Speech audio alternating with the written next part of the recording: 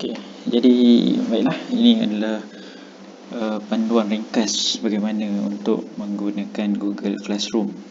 So, ia adalah salah satu metod yang agak simple untuk kita bagi quiz, assessment, test atau final exam kepada pelajar. Google Classroom ni dia ada link terus dengan Gmail dan juga Google Drive. Jadi lebih mudah kalau kita ada akaun yang berpautan dengan Gmail. So, kalau anda buka Google dan type Google Classroom, so anda akan dibawa kepada paparan yang ini dan klik go to Classroom dan anda kena register. So, ini adalah contoh. Saya ambil contoh dulu. Kalau kita sign up, so kita boleh register dengan kita punya Gmail. Macam saya dah ada akaun yang direct dengan Gmail.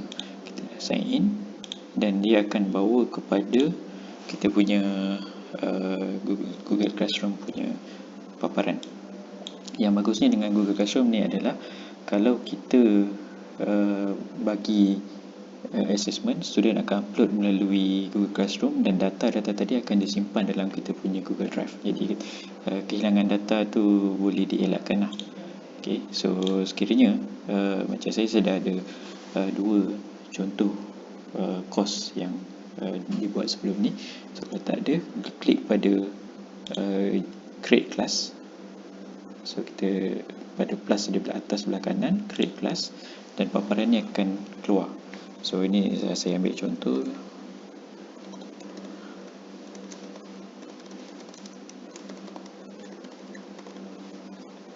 Just contoh saja. Kemudian klik create.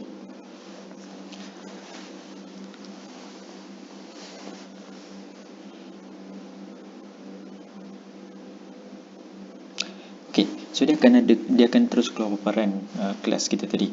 Yang bagusnya adalah kalau kita lihat kat sini ada Google class code.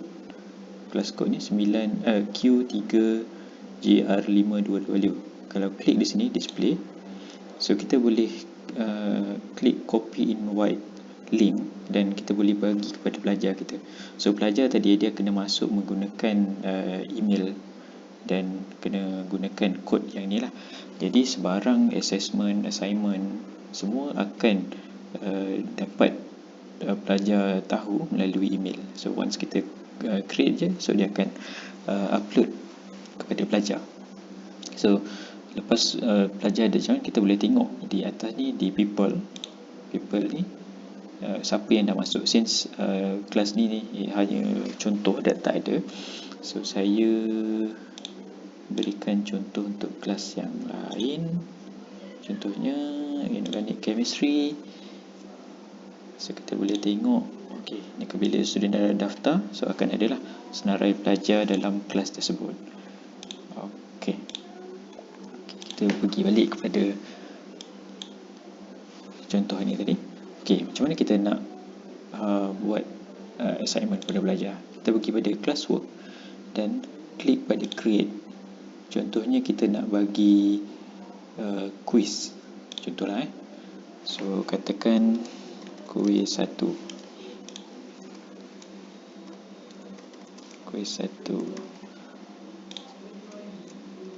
Answer all question. So kalau test, then it will be test and so on. So anda juga boleh gunakan Google Form kalau nak buat ni, tapi dia agak leceh nanti untuk pemarkahan.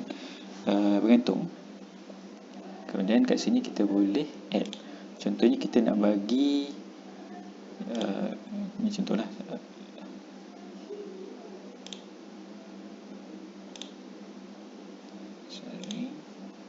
to add file kepada. Okey, since yang ini saya buat kepada Google Drive,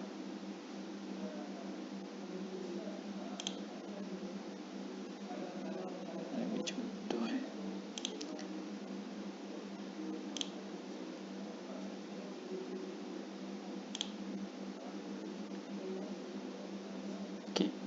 upload, browse. Okay, ni sebagai contoh je lah. Katakan yang ini adalah quiz. So kita open. Okay, so ni pelajar boleh tengok nanti bila kita dah assign kepada pelajar. Okay, so ini kita boleh check student can view file. So saya just buat student can view file je. Okay, katakan ni adalah quiz 1. Di sebelah kanan ni dia ada, kalau kita klik button kat sini, sama ada kita nak assign atau keduanya adalah schedule. Kalau kita klik schedule,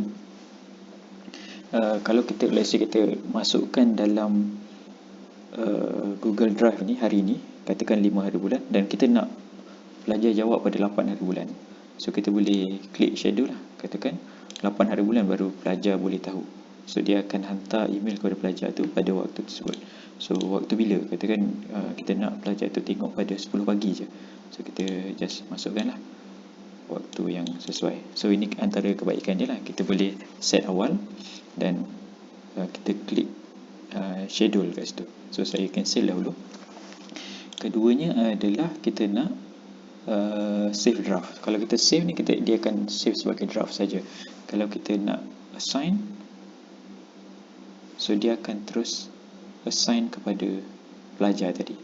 Right. So kalau maksudnya assign, dia terus kepada pelajar. Tapi kita boleh edit semula.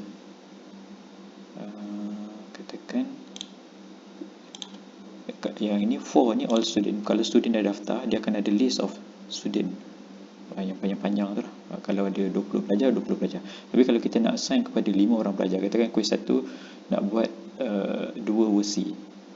So part 1 hanya 10 orang pelajar yang jawab. Quiz 2 quiz 1 part 2 ada 10 orang pelajar yang jawab. So kita boleh tick lah kepada siapa pelajar tu jawab. Dan point, jadi lupa nak letak, katakan quiz 1 adalah 10 markah, kita boleh letak 10 markah situ lah. Sebab nanti bila kita dah buat grading, kita boleh letakkan markah, katakanlah pelajar dapat 9/10. So kita boleh return kepada pelajar. So pelajar boleh tahu, okay, dia dapat 9/10, dan kita boleh return sebagai dokumen yang kita dah semak. So kita boleh semak guna tab katakan. So kita semak, kemudian kita upload kepada pelajar dan pelajar boleh tengok jawapan dia. Okay, ini ada due date. Kalau kita nak letakkan, katakan kita bagi assignment sekarang, kata hari ni, katakan sekarang ni 12.30, dan kita nak student ni jawab 15 minit je. So kita boleh letak sini 12:45, katakan macam tu. Okay, tu save. Ini kalau kita dah assign lah. Kalau kita nak ini kalau kita dah assign. Kalau kita nak schedule, kita pun kena buat juga perkara-perkara tadi. So kita save.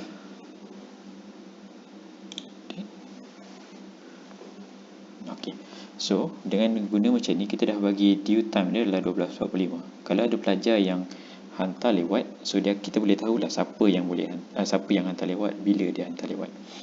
Okay, so macam tu lah. Bila pelajar tengok nanti dia jawab, dan dia boleh upload jawapan dia, sama ada pelajar tu tulis kat atas kertas sendiri, dan dia snap picture dan upload ke dalam jawapan mereka. Okay, dan kena ingatkan kepada pelajar, bila dia dah upload, dia kena hand in. Kalau dia tak hand in, dokumen yang pelajar hantar tu masih belum sampai kepada kita. Okay, saya ambil contoh yang lain.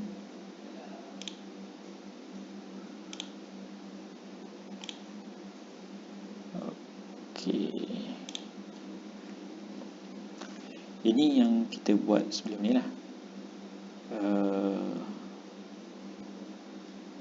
Katakan quiz 4. So kita boleh nampak nanti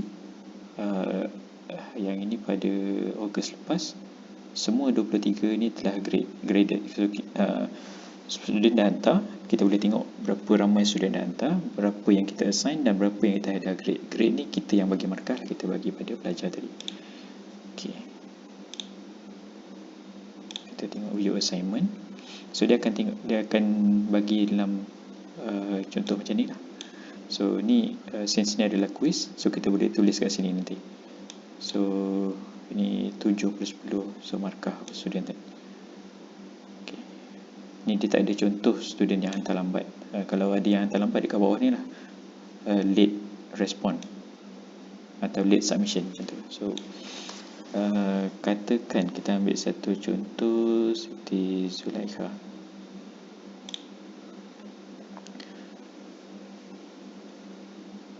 Okay.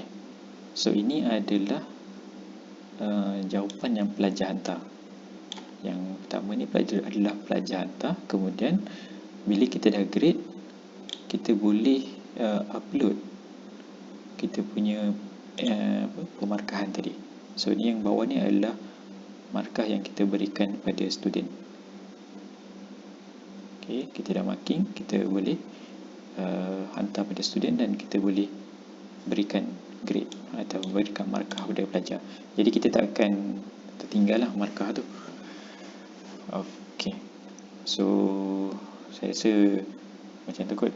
Lebih kurangnya macam mana kita nak set Google Classroom, kemudian kita berikan link kepada pelajar, bagaimana kita nak assign assessment kepada pelajar, dan juga kita nak buat sama ada kita nak schedule assessment atau kita nak assign terus kepada pelajar, dan juga macam mana kita nak bagi markah pemarkahan kepada pelajar.